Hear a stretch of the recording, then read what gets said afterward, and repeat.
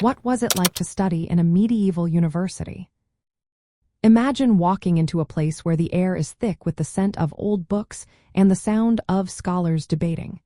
Studying in a medieval university was a serious and disciplined experience.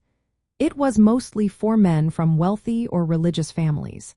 These students wanted to learn about the big ideas of the time, like religion, law, and medicine. The first step was learning the 7 liberal arts. These were divided into 2 groups. The trivium included grammar, rhetoric, and logic.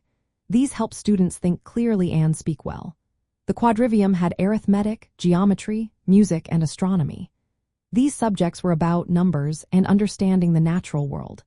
It usually took about 8 or 9 years to finish this basic education and earn a Master of Arts degree. After that, students could pick a specialty. They could study theology, which was the most respected, or law, which was divided into church law and secular law. Some studied medicine, but that was less common. The choice often depended on what the university focused on.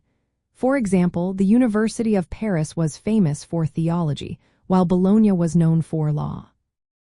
Classes didn't always happen in dedicated buildings.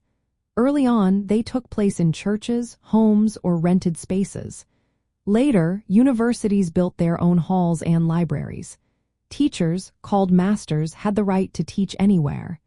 Students had to pass exams to graduate, a process that started in the 13th century. The university was a community that regulated itself. Masters and students formed a group called a universitas. Sometimes students hired their teachers and paid them, giving students more influence. Other times, teachers controlled the school. Respect for authority and religious texts was very important. Teachers studied and discussed texts publicly, but heresy or challenging church teachings was taken very seriously. Most students were male, often from noble or wealthy families. Girls were rarely allowed to study.